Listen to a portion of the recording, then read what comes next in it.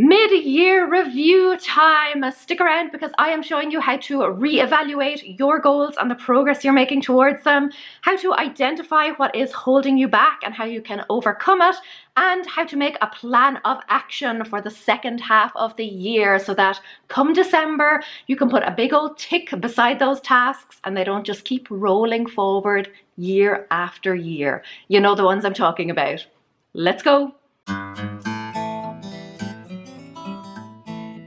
Hi guys, it's Laura from How to GYST and I help you get organized, get motivated and get back on track. So maybe you made yourself a resolution or two at the beginning of the year and maybe you have even made some strides towards them. But now that we are halfway through the year, are they still thriving or just barely surviving? Here is the step-by-step process that I use to keep myself on track. And I have 16 resolutions this year, so believe me, I need to keep on top of them. Taking each goal in turn, the first thing to do is to remind yourself why that goal is so important to you. And don't be surprised if you realize that it's actually not important to you after all, or maybe you have moved on from it. Maybe you have bigger priorities now. You are not the same person you were back in January, so don't sweat it if some of your goals seem silly or insignificant now. That's a good thing. You know, by getting rid of all of the goals that no longer have meaning for you, you are clearing the way for the goals that will truly change your life. Sometimes the purpose of a goal is not to achieve it, it's just to make you realize that that thing really isn't important to you. If you keep making the same resolution year after year, then guess what? It really isn't a priority for you. And that's not to say that it won't become a priority for you, that it won't get bumped up the list, but for now, you can let it go. Start by eliminating or even just postponing anything that doesn't fit into your life right now. That will save you a lot of time and energy. You can also tweak your goals if you need to. So maybe something required a little bit more time than you initially anticipated or a lot more research, in which case you can move the goalposts a little bit closer. Or maybe you find yourself in that lucky position where you have already hit your target or are just about to, in which case you can either tick it off, mark it as done, or you can stretch it that little bit further. For the goals that are left, if any at all, you want to write down a quick summary of where you're at right now and the progress that you have made. It can be really difficult to see progress in the day-to-day, but when you step back and look at a whole 6 months, you may actually be surprised by how far you've come. Even if you are not where you thought you'd be or not where you'd like to be, it's still really important to acknowledge and celebrate those little wins.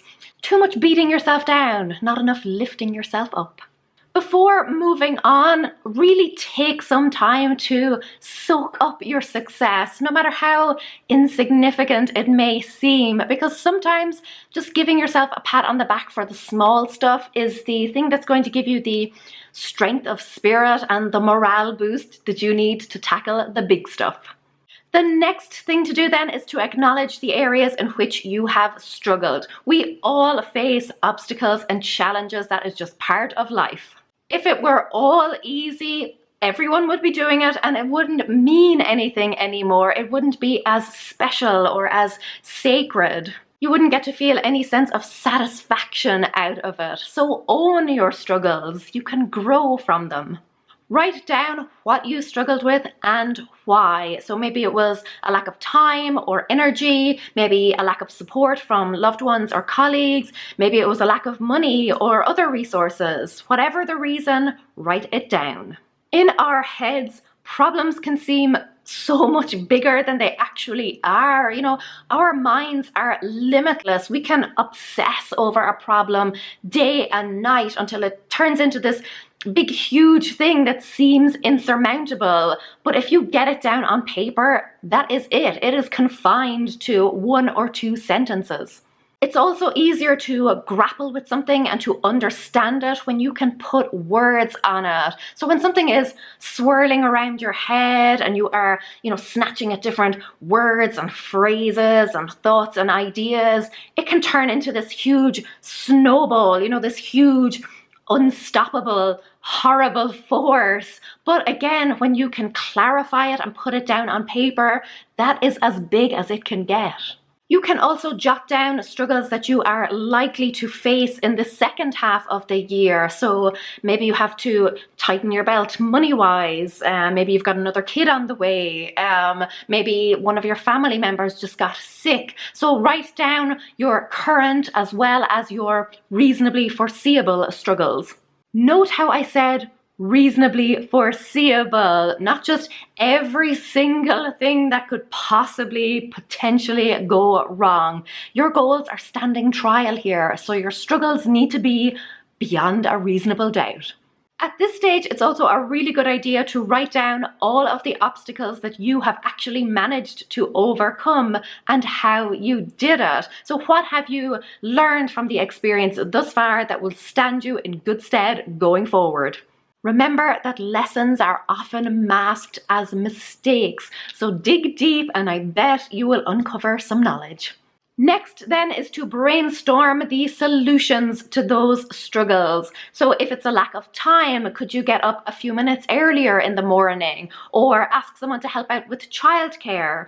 Even if it's only for an hour a week, could you watch half an hour less of TV on the weekend?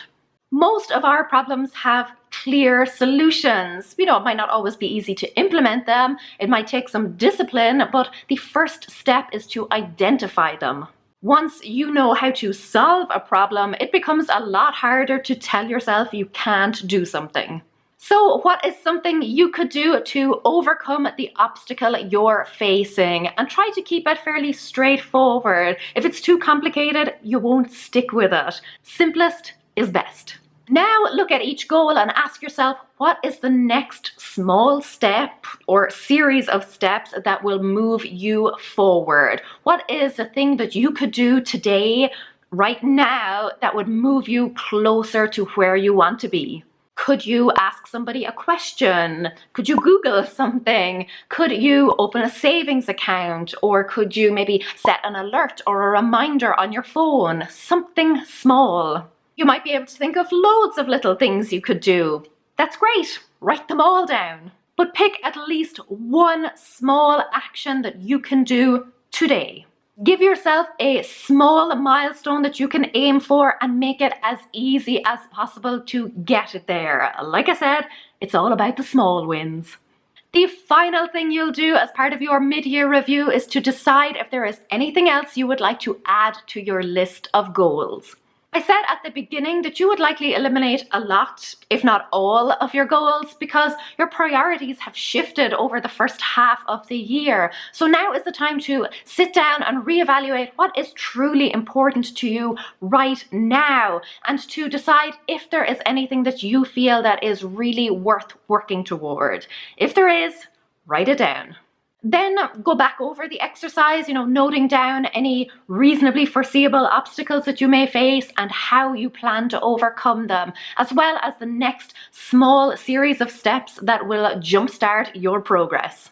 Once you have finished the exercise, you should have a very clear vision of what's important to you right now, as well as the progress you have already made, and hopefully you've given yourself a well-deserved pat on the back for that. You'll know how to circumvent any struggles, and you will also have a plan of action for how you are going to proceed.